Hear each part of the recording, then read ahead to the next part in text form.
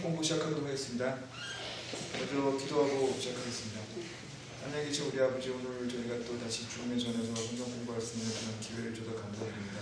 특히 오늘 기도드릴 사항은 저희 목사님 자제분인 매튜가 지금 소아 당뇨로 좀 심한 병에 걸려서 지금 병원에 입원해 있습니다. 지금 상당히 위험한 상황까지 갔었다고 들었습니다. 주님, 치유의 힘을 오직 주님께 맡기옵니다. 주님의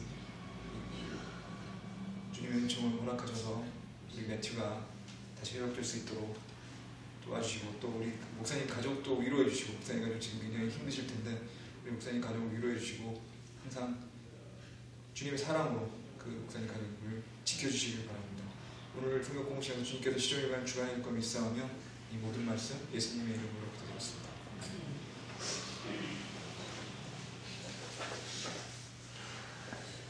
오늘 이제 성경 공부는 그 신명기 네 번째 시간입니다. 신명기 중에서 신명기의 그 설교, 모세의 설교 세 가지 중에서 세 번째 설교에 대한 얘기를 지금 드리려고 합니다. 여러 번 말씀드렸지만 신명기는 모세의 설교 세 개와 그 세 개의 설교와 그 설교 이후에 이제 모세의 마지막 이스라엘 백성들에 대한 축복, 그다음에 여호수아에 대한 리더십의 이양, 뭐 이런 것들로 이루어져 있다고 말씀드렸고요. 그 다음에 그 설교 세 가지 중에서 사실 지난 시간에 배웠던 두 번째 설교가 지금까지 성경의 모세오경에 나왔던 율법들을 요약하는 내용이었다고 말씀드렸고요. 오늘 말씀드린 설교 마지막 설교는 사실은 이제 땅 언약 또는 팔레스타인 언약 또는 땅 언약이라고 불리는 언약에 대한 얘기가 지금 나와 있는 내용입니다. 그래서 사실은 이 언약 얘기를 드리기 전에 한 가지 좀 몇 가지 말씀드릴 게 있는데, 제가 요 세 번째 말씀을 드리고 나서 저희가 이제 신명이 끝나고 난 다음에 왕국을 공부하자고 말씀을 드렸던 걸로 기억이 나는데요. 사실은 이 언약의 얘기를 이해하기 위해서는 왕국을 이해하셔야 됩니다. 저희가 이제 그 전에 그러면 신명기가 앞부분에 세 번째 설교의 앞부분에 있는 내용을 먼저 잠깐 설명하고 언약 얘기를 추가로 들어가도록 하겠습니다. 모세의 세 번째 설교인 오늘 이제 배울 신명기 내용은 이제 주님이 앞으로 이스라엘에게 무엇을 이루실 거냐, 지금까지 했던 내용들의 같이 과거와 현재에 대한 얘기라고 한다면 이건 미래에 주님께서 이스라엘 백성들은 무엇을 이루실 건가에 대한 얘기가 이제 세 번째 설교고요. 여기에 이제 중요한 거는 27장부터 이제 나오는 게 되는데요. 27장 나오는 내용 중에서 제일 중요한 내용 중에 하나는 이제 굉장히 신명기 하면 제일 많이 떠오르는 얘기죠. 이제 순종할 때의 축복, 불순종할 때의 저주. 이 내용이 28장에 나옵니다. 잠깐 보고 지나가도록 하겠습니다. 신명기 28장입니다.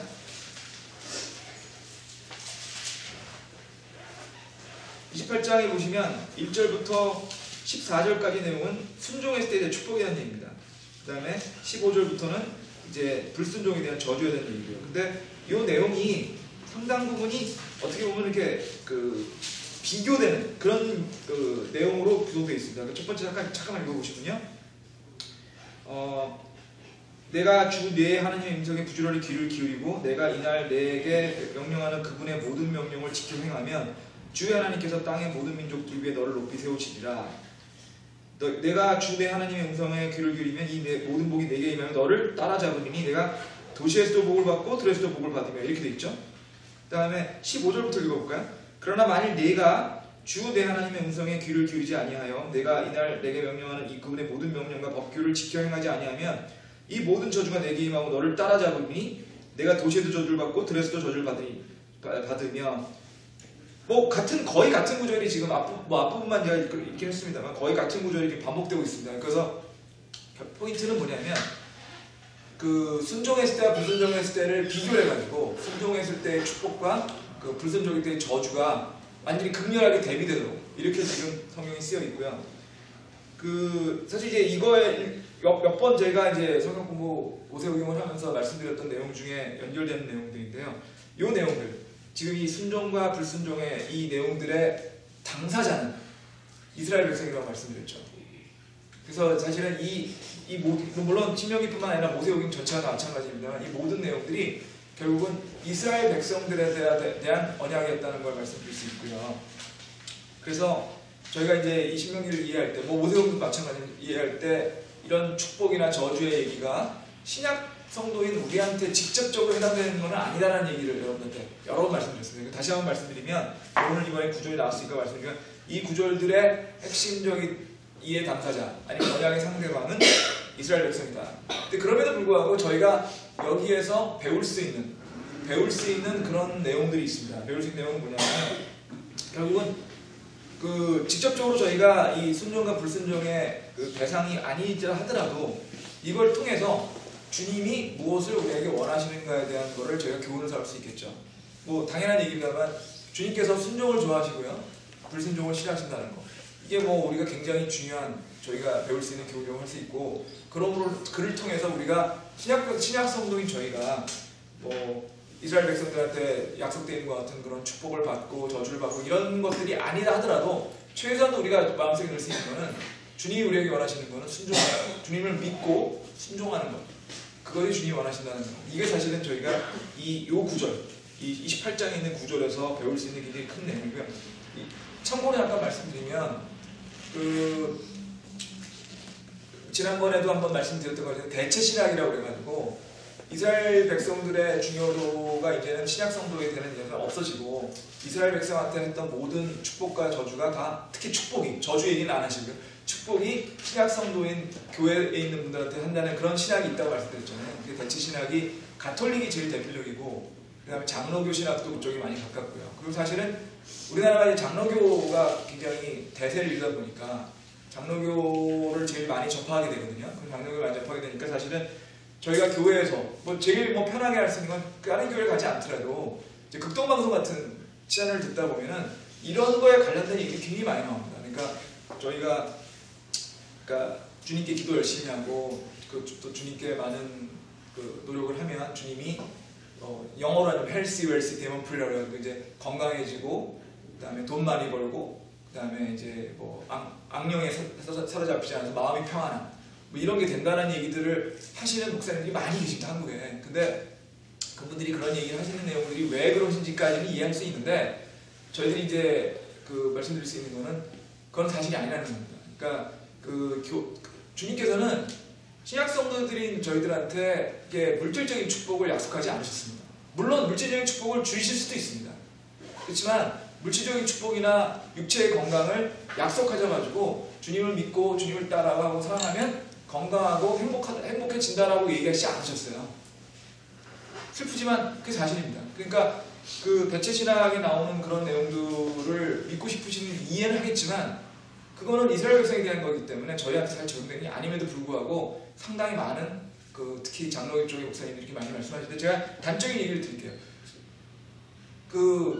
신약 성도의 입장에서 봤을 때, 구약을 빼고 신약 성도에 대해서 봤을 때 가장 예수님과 유사한, 예수님은 아니시지만 예수님과 유사한 성도 중에 한 사람이 누구였을까 생각을 한다면 부인할 수 없는 게 바울입니다. 그렇죠? 바울이 가장 저희들이 예수님과 비슷한 삶을 살았다고 할 수 있는, 인간으로서는 가장 주님과 비슷한 삶을 살았다고 할 수 있는 사람이 바울일 텐데, 바울도요 보면은 눈이 굉장히 안 좋았다고 나옵니다. 육체에 가시가 있었다고 나오죠. 육체에 가시가 있어서 그 육체의 가시를 없애달라고 3번이나 기도했는데 주님이 허락하지 않으셨다고 얘기가 나옵니다. 근데 그 다음에 뭐라고 나오냐면, 바울이 그럼에도 불구하고 자기한테 그 만족과 행복이 넘쳤다라고 나와 있습니다. 사도 바울도 눈병 걸린 거, 보통 이제 눈병이라고들 보통 성경학 때 얘기하는데, 그 눈병 걸린 거를 주님한테 고쳐달라고 기도했던 겁니다. 주님이 안 고쳐주시고. 그냥 단적으로 얘기해 보면, 사도 바울이 믿음이 약해서, 사도 바울이 주님에 대한 순종이 약해서, 사도 바울이 주님과 관계가 안 좋아서 주님이 사도 바울의 약속을 들으시지, 사도 바울의 기도를 들으시지 않으면 아닐 거 아닙니까? 우리들하고 비교해보면. 그죠? 그럼에도 불구하고 사도 바울도 육체의 가시가 있었고요. 그렇지만 육체의 가시가 사도 바울의 주님에 대한 사랑이나 순종을 영향을 주지는 않았습니다. 그러니까 제가 말씀드리려고 하는 취지는, 저희가 인생을 살 때, 신약성도 인생을 살 때 많은 어려움을 겪을 수가 있습니다. 그게 저희가 주님에 대한 믿음이 없어서 받는 것도 아니고요, 있어서 겪는 것도 아니고요. 주님에 대한 믿음과 순종은 상관없이 신약성도로서도 육체적으로 또는 정신적으로 어려움을 겪을 수 있습니다.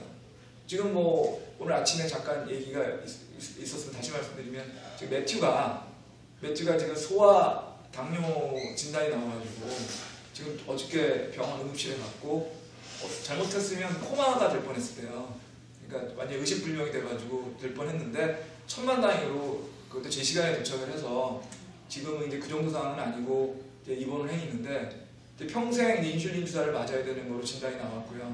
좀 굉장히 건강이 안 좋습니다. 지금 오늘 사모님도 교회 못 오시고요. 목사님도 굉장히 지금 다운돼 계신데요. 물론 뭐 목사님이라고 완벽한 그리스도인은 아니시겠지만 목사님이 주님을 사랑하시지 않는 것도 아니고 또 목사님이 주님의 일을 하지 않는 것도 아니시지만 이런 일이 생깁니다. 우리도 마찬가지입니다. 그게 믿음이라든지 이런 거에 연결되는 게 아니니까 저희가 물론 세상을 사시는데 여러분들 많은 어려움을 겪으시겠지만 그걸 가지고 주님과 연결해서 주님에 대한 믿음과 연결해서 고민하실 필요는 없고요. 저희가 사실은 주님이 저희한테 약속하신 거는 저희가 이제 주님을 믿음으로써 이제 영원한 생명을 얻었다는 거. 그 다음에 이제 두 번째로는 주님에 대해서 많은 저희가 봉사하고 일을 하는 것으로서 주님의 눈에 저희들이 열심히 일하는 것처럼 보였을 때 최종적으로 왕국에서 같이 통치하는 그런 영광을 주신다는 거. 이렇게 주님이 약속하신 거지 지금 이 세상에서 저희한테 복 주시겠다고 약속하지 않으셨거든요. 복을 주실 수는 있습니다. 그렇지만 그거랑 약속하신 건 다른 거죠. 그래서 그런 부분들을 좀 염두에 주셨으면 좋겠고요. 그 다음에 이제 그 다음으로 들어갈 수 있는 것이 이제 땅언약인데요. 땅언약이 30장입니다. 30장인데 땅언약을 들어가기 앞서서 저희가 다시 한번 왕국 얘기를 좀 드릴게요. 저희가 이제 소위 말하는 저희는 침례교지 않습니까? 침례교에서 가장 대표적인 신학의 핵심이 세대주의 신학이라고 하는 거고요. 세대주의 신학은 이제 성경 문자 그대로 해석하는 겁니다. 성경에 있는 뜻을 다른 뜻으로 해석하는 것이 아니고 성경에 있는 문자 그대로 내용을 해석하는 것이 이제 세대주의 신학의 기본이라고 말씀드릴 수 있는데요. 그랬을 때 가장 이제 대표적으로 차이가 나는 부분이 하나가 뭐냐면 천년왕국에 대한 거예요. 천년왕국. 뭐냐면 성경을 문자 그대로 해석을 하면 구약이나 신약에 나오는 왕국이라는 거는 그냥 이 땅에 있는 왕국이라고 보시면 됩니다. 이 땅에 임하시는 왕국. 물론 이제 지금의 이런 생각이 없어지고 주님이 이제 주님이 이제 7년 환난 이후에 오는 왕국이죠. 그러니까 환난이 있고 이 세상이 지금은 다른 세상이 되겠죠. 하지만 어쨌든 이 땅에 주님이 오셔서 하는 왕국이 천년왕국이라고 믿고 그 천년왕국을 주님이 직접 통치하실 거라고 믿는 게 성경에 있는 걸 문자 그대로 해석하면 되거든요. 그런데 또 장로교 얘기 들어서 죄송한데 장로교나 아니면은 가톨릭이나 이런 쪽의 신학에 의하면은 그렇게 문자 그대로 성경을 읽는 것이 아니고 성경을 어떻게 생각하면 비유라든지 성경에 있는 뜻이 문자 그대로 아니고 그것이 여러 가지 다른 뜻을 갖고 있는 거라고 해석하는 신학이거든요.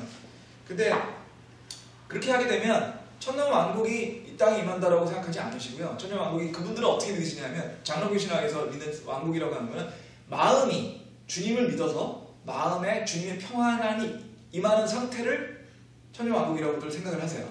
실제로 천년왕국이 이 땅에 오는 게 아니고 마음에 오는 그럴 수도 있습니다. 그러니까 왕국이라는 뜻이요. 나중에 왕국을 이제 배우면 저희가 충분히 설명돼요. 왕국의 뜻이 여러 가지가 있습니다. 마음에 임하는 왕국일 수도 있고요. 셋째 하늘에 계시는 하나님이 계신 왕국일 수도 있고요. 그 다음에 지금 말씀드린 천년왕국일 수도 있는데 성경에 나오는 왕국의 70% 이상이 천년왕국을 얘기합니다. 성경의 70%가 천년왕국을 얘기하기 때문에 사실은 성경을 문자 그대로 해석하지 않으면 성경에 있는 구약을 이해하기가 굉장히 어려워지고요. 구약과 신약이 연결되는 게 이해하기가 굉장히 어려워집니다. 그러니까 점점점 해석이 꼬이게 됩니다. 그러니까 문자 그대로 해석하면 그냥 다 연결되는 건데 그걸 문자 그대로 해석을 안 하려다 보니까 어떻게 보면 이렇게 다른 뜻으로 해석을 하다 보니까 점점점 표현이 많이 이상한데 꼬이는 거죠. 이 내용 줄거리 자체가. 단적인 얘기가 바로 왕국이 바로 그런 점에서 대표적인 예가 될 수 있는데요. 여러분들 한번 항상 듣던 얘기실 텐데 그 듣던 얘기를 다시 한번 돌이켜서 생각을 해보시죠. 신약 성경을 읽을 때 복음서에서 침례자 요한이 회개하라 왕국이 가까웠느냐 이렇게 설교하죠. 근데 아무도 손들고 물어보지 않습니다. 그게 뭔 뜻이죠? 아무도 안 물어봅니다. 회개하라 천국이 가까웠느냐 이 얘기만 했는데 침례자 요한한테 엄청나게 많은 제자들이 따라다니고 사람들이 따라다닌다고 나오잖아요. 근데 그 중에 누구도 천년왕국이 뭔지 아니면 그 천년왕국이 아니라 그 왕국이 뭔지 왜 회개하면 왕국이 온지에 대해서 물어보지 않지 않습니까? 근데 만약 그 왕국이 주님을 믿어서 오는 마음속에 있는 그런 왕국을 얘기하는 거였다 그러면 사실은 질문해야 정상이죠. 왜 회개를 하면 그런 게 마음속에 옵니까? 이렇게 물어보든지 아니면 그런 왕국에 대한 얘기들이 뭐 구약 성경을 통하든 뭐든 그 당시에 있는 그 이스라엘 백성들이 다 유대인들이 알았어야지만 질문이 없을 텐데 그런 질문이 전혀 없어요. 그 얘기는 뭐냐면 그 당시에 회개하라 왕국이 가까우니에 대해서 그 당시 유대인들은 이미 그걸 기정사실로 다 알고 있었다는 뜻이거든요. 질문이 없었다면 그럼 그 유대인들이 그 당시에 믿었던 왕국이나 회개가 뭐냐 그에 대한 답을 저도 몰랐습니다. 여러분도 모르셨죠? 왜냐면 그거 안 가르쳐 주거든요. 일반적인 그 한국에 있는 그 장로교 쪽의 신학이나 아니면 그런 일반적인 교회들에서 안 가르쳐 주세요. 왜냐면 천년왕국을 안 믿으니까 그런 부분들이 중요하지 않을 수도 있고 중요하지 않게 이해하고 싶은 거죠. 그 왕국에 대한 얘기가 지금 오늘 배우는 땅언약에 대한 얘기입니다. 땅언약. 그러니까 천년왕국에 대한 얘기를 믿고 그 왕국에 대한 얘기를 알아야만 그 지금 말씀드린 대로 땅언약이 왜 의미가 있는지를 알고 그 땅언약을 알아야만 회개하면 왕국이 가까이 온다는 뜻이 이런 뜻임을 알게 되고요. 그래야만 침례자 요한이 왜 회개하라 왕국이 가까웠느냐 했을 때 이스라엘 백성들이 그걸 따라갔는지에 대한 그걸 정오 의심 없이 따라가는지가 이해가 되거든요. 그게 사실 땅언약이 굉장히 중요한 거죠. 그죠? 굉장히 중요한 건데 그러면 저희가 그러면 그런 부분들에 있어서 땅 언약에 대한 내용을 잠깐 좀 요약을 해볼게요. 30장에 있는 땅 언약을요, 그냥 요약을 해보면 이렇게 되어 있습니다. 이스라엘 백성들이 가나안 땅에 들어갔죠. 그죠? 가나안 땅에 들어갔을 때 여러분들 기억나시겠지만 가나안 백성들을 다 진멸하라고 했다고 말씀드렸죠. 지난번 시간에. 근데 진멸하는 게 가나안 백성들에 대한 분노의 잔이 다 차서 가나안 백성들에 대한 하나님의 징벌이 있는데 가나안 백성도 하나님의 백성들이니까 그 징벌의 수단으로 이스라엘 백성들이 선택받은 것 뿐이지 이스라엘 백성이 가나안 백성보다 나아서 선택받은 건 아니라고 말씀드렸잖아요.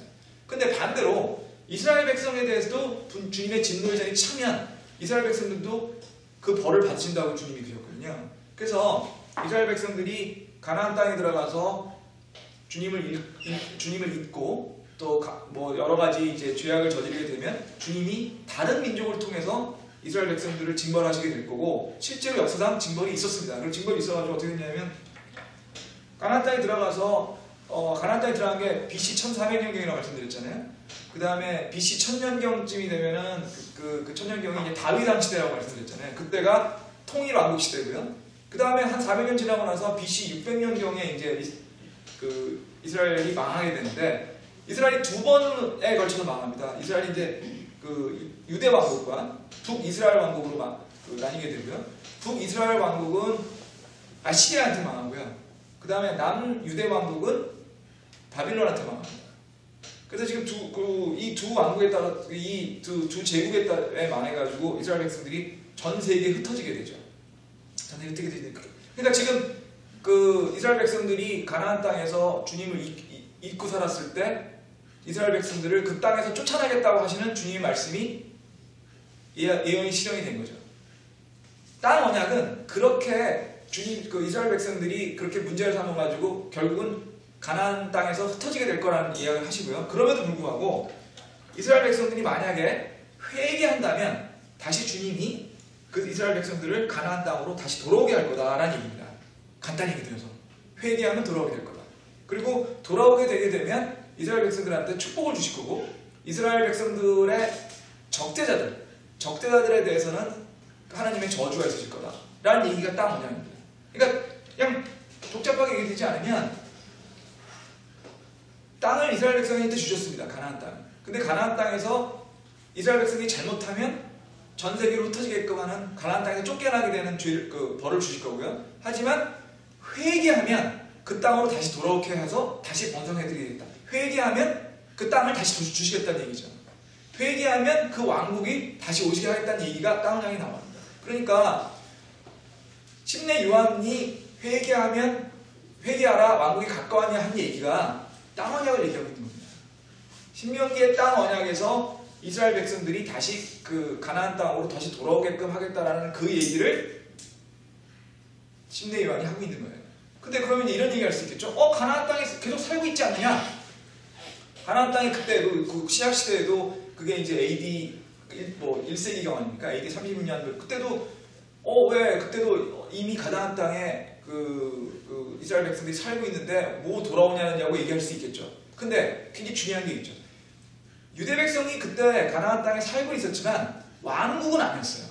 이스라엘이 다스리는 왕국은 아니었어요. 거기 살고 있을 뿐이지 그 당시에는 로마 제국의 속국이었습니다. 이스라엘 백성들이 다윗이라든지 솔로몬 같은 이스라엘이 뽑은 사람이 다스리는 그런 왕국이 아니고 로마가 다스리고 사실은 거기에 있는 헤롯이라든지 이런 사람들이 로마가 다스리는 일정 지역에 일종의 그 속국을 다스리는 왕이었거든요. 그래서 거기 보면은 본디오 빌라도는 일종의 총독이라 나오지 않습니까? 그러니까 로마의 속국이었어요. 그러니까 이스라엘 백성이 따르는 왕국이 아니었다는 거죠. 그러니까 이제 이해가 되시죠? 회개하라, 왕국이 닦아와라. 그럼 이스라엘 백성들은 유대인 백성들이 이렇게 이해할 수밖에 없는 거예요.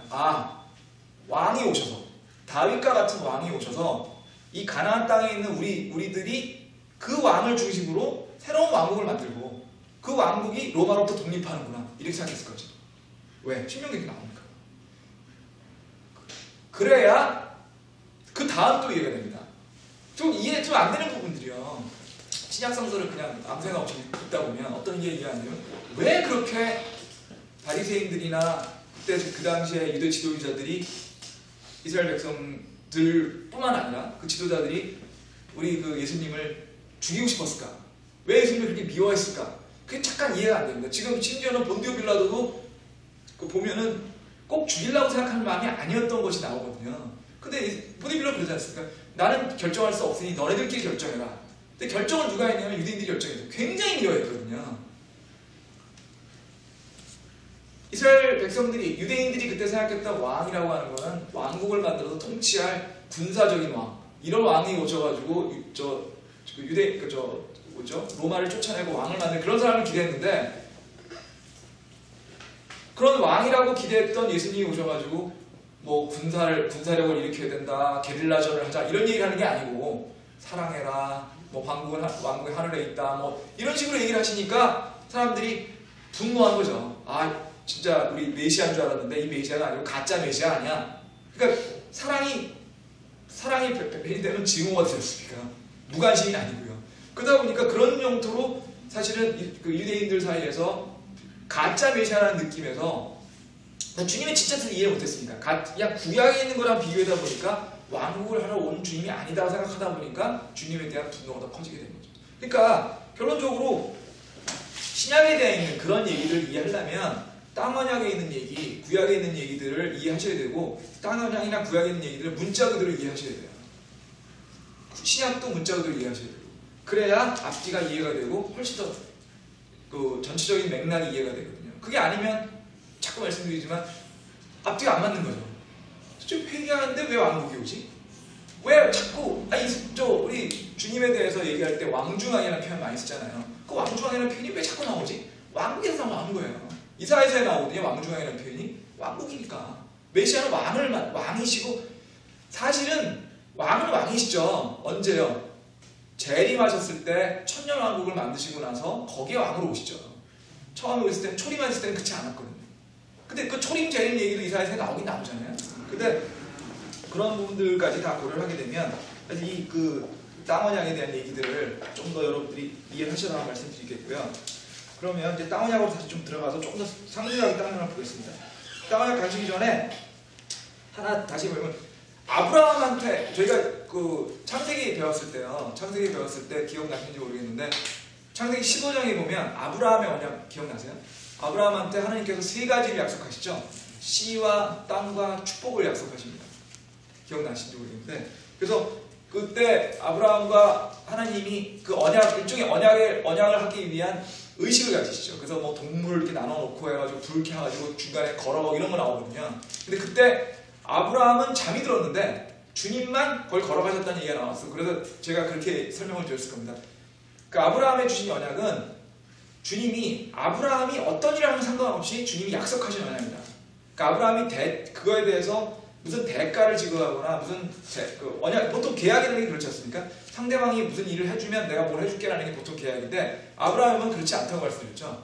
아브라함이 아무것도 안 해도 그 씨와 땅과 축복에 대한 언약은 주님이 하시겠다라고 약속하시는 영향이 그 창세기 15장에 나오거든요. 지금 그 중에서 땅에 대한 얘기를 지금 부연 설명을 하고 있는 겁니다. 어디서요? 신명기 30장에서. 씨에 대한 부분은 그 사무엘기 하에서 다윗의 언약에서 나오고요. 그 다음에 축복에 대한 언약은 그 에레미야기 31장의 새 언약에서 다시 나옵니다. 근데 지금 땅 언약에 대한 얘기가 그 30장에서 다시 내고 있는데요. 한번 좀 볼까요? 신명기 30장입니다. 내가 내 앞에 둔 이 모든 것, 곧 복과 저주가 내게 임함으로 주 내 하나님께서 너를 쫓아내어 함께 살게 한 모든 민족들 가운데 내가 그걸 생각하고 주가 내 자손들이 주 내 하나님께로 돌아와 내가 이날 내게 명령하는 모든 것 따라 내 마음을 다하고 혼을 다하여 그분의 음성에 순종할 때 주 내 하나님께서 너의 포로된 것을 돌이키시고 너를 불쌍히 여기사 주 내 하나님께서 너를 함께 살게 한 모든 민족들과 너를 모아 되돌아가게 하실 것이요 주 내게 속한 자 가운데 누가 하늘 맨 끝 지역으로 쫓겨났을지라도 주 내 하나님께서 거기서 너를 모으시고 거기서 너를 데려오시리라. 주 내 하나님께서 내 조상들이 소유했던 땅으로 너를 인도하시니 내가 그 땅을 소유하며 또 그분께서 내가 선을 행하사 내 조상들보다 너를 더 번성하게 하시리라. 주 내 하나님께서 주 내 하나님께서 내 마음과 내 씨의 마음에 할례를 행하시고 내 마음을 다하여 혼을 다하여 주 내 하나님을 사랑하게 하사 내가 살게 하시며 주 내 하나님께서 내 원수들과 너를 미워하고 핍박하던 자들에게 이 모든 저주가 임하게 하시니 내가 돌아와서 다시 주의 음성에 순종하고 내가 이날 내가 명령하는 그분의 모든 명령을 행하리라. 아까 말씀드린 예약했던 얘기를 지금 다시 한번 쭉 읽었는데요. 회개하면 땅을 다시 더 주겠다는 얘기죠. 땅에서 쫓겨나지만 니네들이 잘못해서 땅에 쫓겨나지만 다시 회개하면 그 땅으로 다시 돌아오게 하실 거고 돌아오게 되시면 너희를 압박했던 모든 사람들을 주님께서 벌을 주시고 너희들은 축복하시겠다. 이런 내용들이 되어 있죠. 잠깐 우리가 가나안 땅에 대한 그 역사를 잠깐 말씀드리면요. 사실은 땅 언약이 전부 다 성취되진 않았고요. 일부가 성취가 됐죠. 아직 그 가나안 땅에 천년왕국이 임한 건 아니니까 뭐 완벽하게 성취된 건 아니지만 지금 1948년에 이스라엘이 건국을 했지 않습니까? 이스라엘 역사를 잠깐 말씀드릴게요. 다시 한번. 저희가 600년에 이스라엘 유다 왕국하고 이스라엘 왕국이 600년 경에 망했다고 말씀드렸고요. 근데 그 다음에 이제 530년경에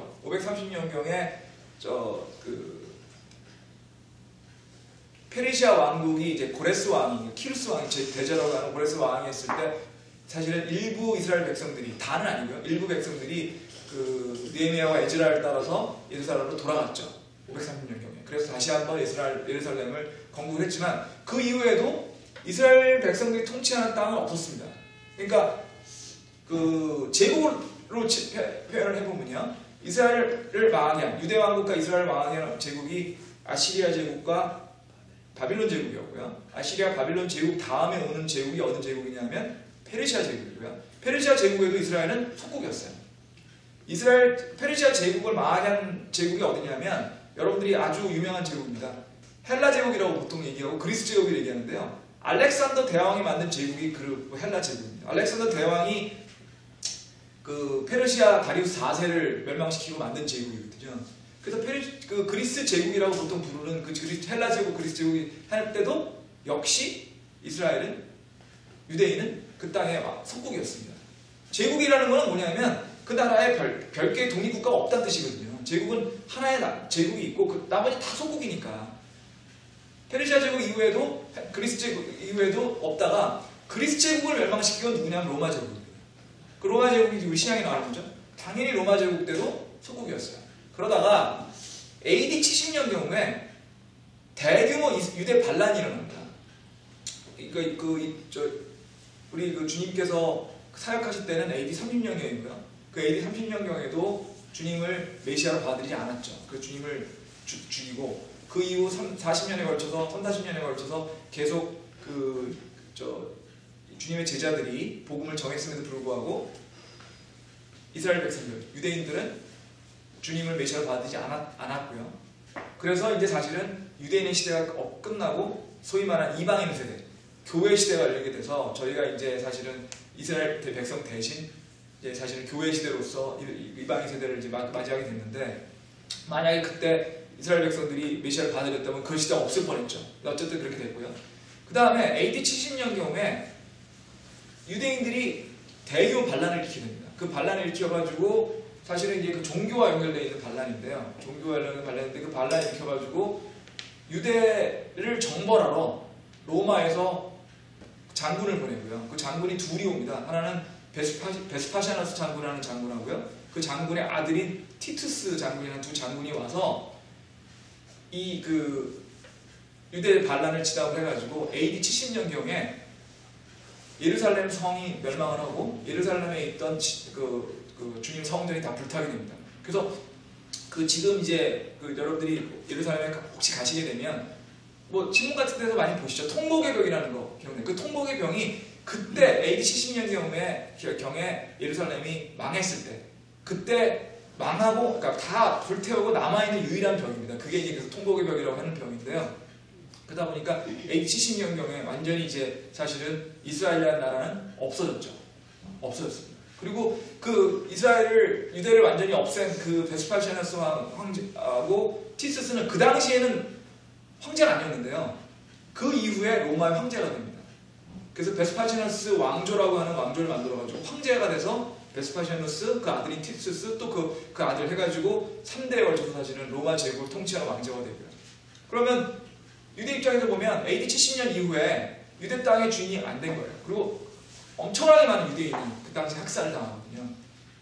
그러니까 유대 땅에 사실상 그 당시는 자기 왕국은 아니었지만 그래도 유대인들이 그 땅에 살았습니다. 어쨌든 간에. 근데 이제는 다 죽게 돼가지고 그 땅에 사는 사람도 없는 거죠.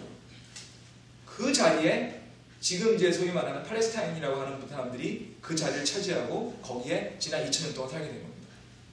그냥 예를 들면요, 이렇게 되는 거죠. 여러분들이 집을 가지고 있어요. 여러분 집입니다. 여러분 집을 가지고 그 집에 살고 있었는데 무슨 일이 생겨가지고요, 그 집에 살 수 없게 됐습니다. 뭐 갑자기 무슨 딴 지역에 출장을 가게 됐든지 뭐 딴 지역에 발령이 나가지고 그 집에 여러 가족이 살 수가 없어요. 불가피하게 그 집을 비워놓고 떠나게 됐어요. 근데 집을 떠나고 갔더니 주위에 지나가던 그 노숙자가 집이 비어있으니까 오늘 하룻밤 자볼까? 해서 들어가 잤어요. 안 쫓아냈거든요. 아무도 없으니까. 그 노숙자가 거기서 그 다음날도 잤고요. 계속 자다 보니까 이거 우리 집이네 해서 거기서 살게 된 거예요. 그러다가 그 노숙자가 자기 애들한테 그 집을 물려줍니다. 그렇게 한 2000년 살았다고 생각해 보십시오. 그 집은 대대로 그 집이에요. 자기 집이에요. 지금 팔레스타인 상황을 그냥 간략하게 요약하면 그런 상황입니다. 원래 주님이 이스라엘 백성들한테 주신 땅이지만 AD 70년에 로마한테 멸망하게 되면서 그 땅이 비게 되고요. 그 땅에 팔레스타인 사람들이 와서 살게 돼서 쭉 오다가, 근데 진짜 놀라운 거는 그런 어마어마한 기간이 있었고, 더군다나 그 1900년대 초반에는 히틀러가 있어가지고 히틀러가 유대인을 전부 다 말살하려고 해가지고 사람에 따라서 500만 내지 600만 이상이 죽었다고 되어 있는데, 한 600만 죽었다고 치더라도 어마어마한 인구를 사실은 다 죽인 거거든요. 아니 600만이 얼마나 큰 인구냐면요, 저희가 계속 우리가 출애굽할 때 이스라엘 백성이 엄청나게 많았다고 했을 때 이스라엘 백성이 200만이었어요. 장정 60만에서 총 인구가 200만이라고 얘기 드렸는데 히틀러가 죽인 이스라엘 백성만 600만이었어요. 물론 그동안에 많이 인구가 늘긴 했겠지만 어마어마하게 많은 인구를 죽인 거거든요. 근데 그런 일이 있고 난 이후에 1948년도에 이스라엘 백성들이 이스라엘 땅에 이스라엘을 건국하게 되죠. 발포화 선언이라고 하는 그런 그 선언에 의해서 그 영국과 그 전승국들, 전쟁에 이긴 전승국들이 팔레스타인 땅 이스라엘 건국을 선언을 하고 그걸 허용해야 돼가지고 이스라엘 백성이 거기에 가서 그 나라를 만들게 됐거든요. 사실 굉장히 놀라운 일입니다. 굉장히 놀라운 일입니다. 그러니까 그냥 좀 그것도 정확한 건 아니지만 그 그냥 편의상 얘기를 때 우리로 치면 고조선 시대에 망해가지고 그 만주 땅에 완전히 고조선이 없어졌는데 1948년에 사람들이 합의를 해가지고 그 땅에 고조선을 다시 만들자, 고조선 다시 거기서 한국 사람들 다시 살아라 라고 얘기한 거예요. 결론적으로 얘기를 들으면 있을 수 없는 일이 생긴 거죠. 근데 땅 언약을 놓고서 이 그 구약을 갖다가 완전히 이해하고 있는 유대인들의 입장에서 보면 주님이 약속하신 게 이루어집니다. 물론 저희도 그렇게 생각합니다. 그러니까 사실은 이 땅 언약이라는 내용이 그런 것까지 생각하게 되면 정말 놀라운 주님의 약속이 아닌가라고 생각이 들고요. 그 다음에 그럼 땅 언약에 대한 걸 조금 더 살펴보면요. 땅 언약은 첫 번째 창세기에서 아브라함에 약속하셨던 땅이죠. 참고로 잠깐 보겠습니다. 창세기 15장 7절입니다.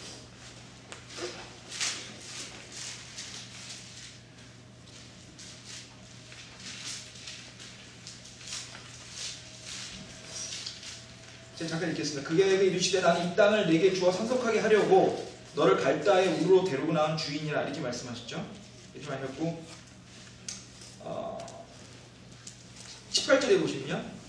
바로 그날에 주께서 아브라함과 언약을 맺으며 이르시되 내가 이 땅을 이집트의 강에서부터 저강국 유프라디스의 강까지 내 지에게 주노니 주님이 땅을 주시겠다는 약속을 지금 창세기에서 하고 계시고요. 그래서 사실 이 땅에 대한 이 언약을 사실은 다시 한번 확증하는 언약이 지금 땅 언약이라고 하는 신명기에 있는 언약이고요. 그 다음에 두 번째로 우리가 또 볼 거는 이 이스라엘 백성들이 만든 이 땅에서는 신정통치국가, 정부가 하나님의 뜻에 의해서 통치되는 그런 신정통치국가가 이루어질 텐데, 신정통치국가는 아주 간단한 원칙에 의해서 통치될 거라고 얘기하고 있습니다. 뭐라고 얘기하냐면 순종과 불순종에 의해서 통치될 거다. 순종을 할 경우에는 축복을, 불순종을 할 경우에는 저주로서 통치될 거라고 하는 것이 이 신명기에 나오는 또 땅 언약에 연결되는 그 핵심 구절이고요. 그래서 거기 축복과 우리 신명기 아까 28장의 내용에 보면은 순종했을 때의 축복, 불순종했을 때의 저주가 나오는 게 그게 바로 신정통치국가, 그 땅에서 왕국이 이루어졌고 그 왕국이 신정통치국가인 그 왕국이 통치되는 그 기준은 순종 또는 불순종에 따른, 순종일 땐 축복, 불순종일 때는 저주가 이루어질 거라고 하는 것이 그 두 번째 핵심이고요. 근데 그 축복은 뭐냐면요, 물질적인 축복, 화평, 번영 이런 걸 얘기하고 있고요. 저주는 뭐라고 되어 있냐면 가난, 병, 가뭄, 전쟁에서 패배하는 것, 그 다음에 정신병 이런 것들이 있을 것이다 라고 얘기를 하고 있고요. 그래서 관련되어 가지고 사실은 이제 그 아브라함의 약속을 다시 확인하지만 그 땅에서 살고 번영을 누리기 위해서는 반드시 순종해라고 하는 얘기고요. 근데 그 다음 번영이 사실 저희한테 제일 중요합니다. 그 다음은 뭐냐면 만약에 사람들이 순종하지 않고 또 그럼으로써 문제가 생기게 되면 주님께서는 이스라엘 백성들한테 많은 그 저주라든지 아니면 죄에 대한 징벌을 내리시게 될 텐데 그걸 피할 방법을 주님께서 알려주고 계십니다. 그 피할 방법은 회개입니다. 그래서 뭐라고 되어 있냐면 그런 저주나 이런 징계를 받았을 경우에 그 저주와 징계로부터 피하기 위한 유일한 방법은 회개고, 회개를 통함으로써 주님이 약속하신 것을 다시 한번 되찾을 수 있다. 그러니까 너무 좋은 겁니다. 주님이 약속하셨죠? 그 약속에서 순종하라고 했어요. 근데 불순종을 해도, 그래서 저주를 받아도 회개만 하면 다시 돌아갈 수 있게끔, 일종의 패자부활처처럼요. 순종 안 하면 완전히 끝나는 게 아니고 순종 안 했을 경우에도 회개하면 돌아갈 수 있게끔 하겠다고 하는 말씀을 이 땅 언약에서 하고 계시고요.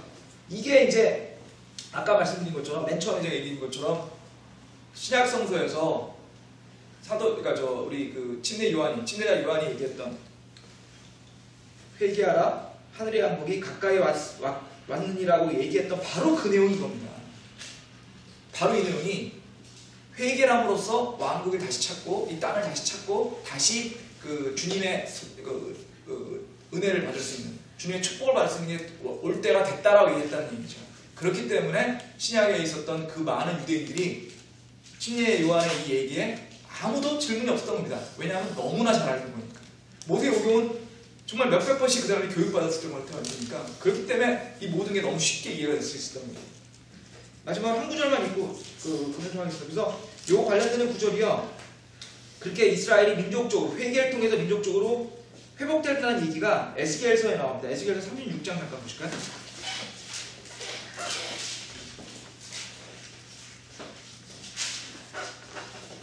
에스겔서 36장 25절입니다.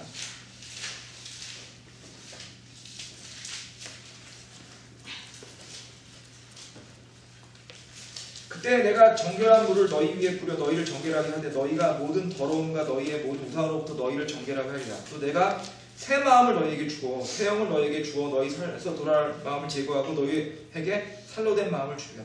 또 내가 내 영을 너희에게 두어 너희 속에 두어 너희로 하여금 내 벽규수 안에 걷게 하리니 너희가 내 법도를 지켜 행하리라. 또 내가 너희 조상들의 준 땅에 너희가 거하면서 내 백성이 되고 나는 너희 하나님이 되리라. 이게서 회개하고서 다시 그 주님께 가까이 오게 되면 주님의 복을 받을 거라는 얘기가 지금 에스겔서에서 나오고 있고요. 그래서 하여튼 이런 정도로 해가지고 땅 언약이 끝나게 되고요. 땅 언약이 끝나게 되고 이제 마지막으로 그 뒷부분에 보면 모세의 마지막 말과 이제 그 율법책을 보관하라는 얘기, 그다음에 여호수아에게 이제 그 최종적인 권위를 넘겨주는 얘기, 그다음에 지파를 축복하는 얘기.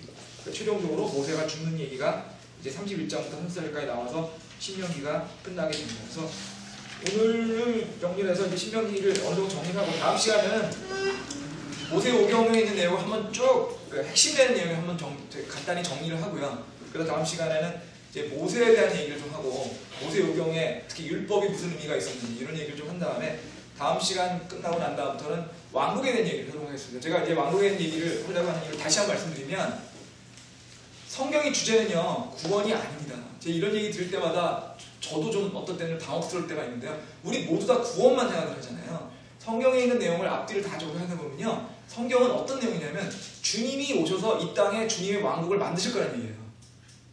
그래서 우리는 어떤 거냐면 주님을 믿으면 구원 받습니다. 그거는 영생을 얻는 거는 걸어도 되고요. 무슨 짓을 해도 그 구원을 잊어버리지는 않아요. 하지만 주님이 이 땅에 와서 만드시는 왕국에 들어가서 주님과 함께 왕국에 통치하는 데 참가하기 위해서는 우리가 행위로서 주님을 또 주님에게 노력을 해야 되는 거죠. 그러니까 어떻게 보면 왕국에서 통치하는 거는 상이고요. 저희가 구원받아가지고 영생을 가는 거는 기본적인, 그러니까 죄악을 피하게, 그러니까 우리한테 오는 주님의 그 영생을 주시는 기본을 할 뿐이고요. 그래서 사실은 그래서 왕국이 굉장히 중요한데 저도 그렇고 뭐 집사람한테 물어봤는데 왕국에 대해서 배운 적이 거의 없습니다. 배운 적이 없어가지고 제가 왕국 얘기를 계속 하면서도 왕국 얘기를 한번 정리해서 말씀드려야 되겠다고 말씀을 드렸고요. 그래서 그 다음 시간부터 한 8번, 9번 정도 걸릴 것 같은데요. 왕국에 대해 설명을 드릴 거고 왕국은 이야기를 드리면 왕국이라고 하는 거는 여러 가지 뜻이 있습니다.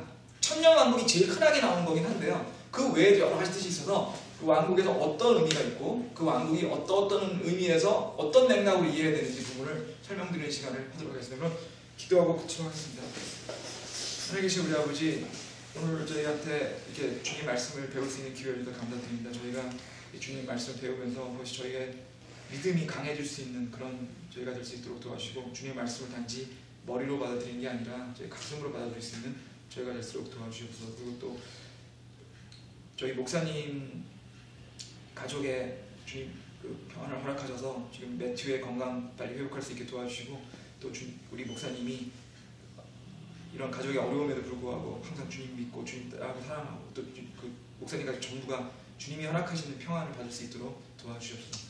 이 계속되는 예배 시간도 주님께서 주관하실 걸 믿사오며 이 모든 말씀 예수님의 이름으로 기도드렸습니다.